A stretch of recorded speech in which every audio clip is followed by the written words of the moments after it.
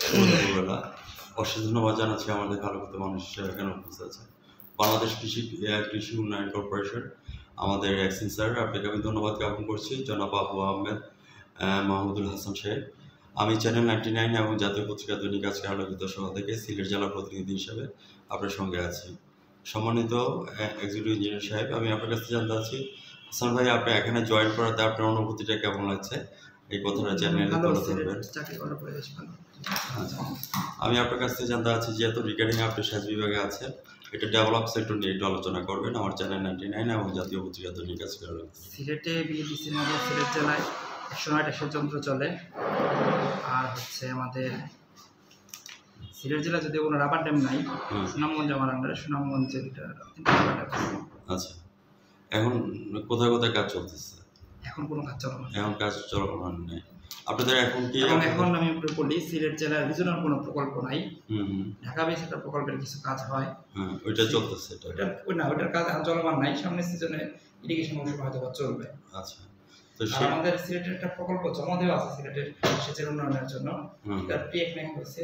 আচ্ছা, গত বছরে যেই কাজগুলি আপনারা পেয়েছেন এটা কি ডান হয়ে গেছে সব? জি জি, এটার বাজেট বছরে ছিল হচ্ছে 8টা 2 পিসের এলএলপি ক্ষেত্রে এলএলপি বাইট পাইপলাইন স্থাপন, প্রতিটা হচ্ছে 1500 মিটার, আর হচ্ছে 15টা ব্যক্তিগত সেচ স্কিমে সেচ নালা নির্মাণ। এটার কত ছিল, বাজেট কত ছিল? বাজেট কত ছিল? টেন্ডার তো হিন্দি হয়নি, টেন্ডার হচ্ছে ঢাকা থেকে। টেন্ডার তো ইজিপির মাধ্যমে চলে ঢাকা থেকে হয়েছে, ঢাকা থেকে হয়েছে। প্রকল্প দপ্তর এটা না, এখান থেকে মানে আমার সুপারভিশন আছে। আচ্ছা, সেক্ষেত্রে আমি এক্সিকিউটিভ ইঞ্জিনিয়ার হিসেবে জানতে চাচ্ছি 2021-41 ডিজিটাল বাংলাদেশ, 2021 থেকে 30 সাল হচ্ছে স্মার্ট বাংলাদেশ। তো স্মার্ট বাংলাদেশের কিছু পটভূমি আপনি তুলে ধরবেন। কিরকম প্রশ্ন আমি বুঝি নাই, আমি আর একটু বোঝাই দিই। আমরা এমডিজি গোল ডান করেছি না, এমডিজি গোল অলরেডি ডান করেছি। এখন আমরা স্মার্ট বাংলাদেশের মধ্যে এসডিজি গোল নিয়ে কাজ করতে, অর্থাৎ সাস্টেনেবল ডেভেলপমেন্ট গোল। এই সাস্টেনেবল ডেভেলপমেন্ট গোল নিয়ে কথা বলবেন। টেকসই বাংলাদেশ আমাদের যে কাজ করা হয় নর্মালি উন্নয়নমূলক কাজ সবগুলো টেকসই। ধরেন আমরা সেচ যন্ত্র যে দিই, তার লাইফ স্প্যান আমরা ধরে মিনিমাম ম্যাক্সিমাম 20 বছর। আর আমাদের সেচ নালা করে নির্মাণ করে, একটা পাকা সেচ নালা না, সবগুলো ইউপিভিসি মানে মাটির নিচে বড় যেগুলো লাইফ মোটামুটি। আপনাকে আমি ধন্যবাদ জ্ঞাপন করছি এসডিজি গোলের লক্ষ্যমাত্রা নিয়ে কথা বলার জন্য। আমি সাক্ষাৎকারের শেষ পয়েন্টের মধ্যে চলে আসছি। তো সেই ক্ষেত্রে আমি আপনার কাছে জানতে চাচ্ছি যে আপনাদের তো ঠিকাদার থাকে কাজের ক্ষেত্রে নাকি না?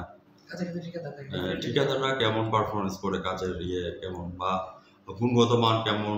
টেকসই বাংলাদেশের কারণ এখানে হচ্ছে কি মেটেরিয়ালস, যেরকম আমরা গত বছর যে কাজগুলো হয়েছে মূলত ইউপিভিসি বাইট পাইপলাইন, মূল অংশটা হচ্ছে পাইপলাইন, পাইপ তো সংস্থা কর্তৃক সাপ্লাই দেওয়া হয়। সেক্ষেত্রে আপনাকে ধন্যবাদ জ্ঞাপন করছি। আমরা ঠিকাদারকেও ধন্যবাদ জ্ঞাপন করছি, হাঁটি বাপা করে আপনাদেরকে সহযোগিতা করছে সব বিষয়ে। চলুন আমরা লাল সবুজের পতাকা নিয়ে সামনের দিকে এগিয়ে যাই। সেই প্রত্যাশা নিয়ে আমি যুদ্ধ আহত সাংবাদিক ফরহাদ ভাই বিদায় রেখা টানছি। আজ রাত 9:15 আপনার চ্যানেল 99 থেকে আপনার সাক্ষাতের শুরু দেখে নেবেন এবং জাতীয় পত্রিকা দৈনিক আজকে আলোকিত সকালে সিলেট জেলা প্রতিনিধি হিসাবে আমি বিদায় রেখা টানছি। হাসান ভাই ভালো থাকেন, সুস্থ থাকেন, ধন্যবাদ আপনাকে।